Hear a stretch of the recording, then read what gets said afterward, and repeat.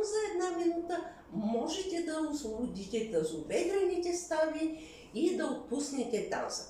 Аз съм Росица Сандева и ще ви покажа едно много лесно упражнение. Отстъпвате една крачка назад и леко свивате коляното на предния крак. Изправите гърба и дишате бавно и спокойно. Ако залитате, подпрете се някъде. Стоите така 15-20 секунди. След това сменяте краката и по същия начин изправите гърба, дишате бавно и спокойно. Стоите 15-20 секунди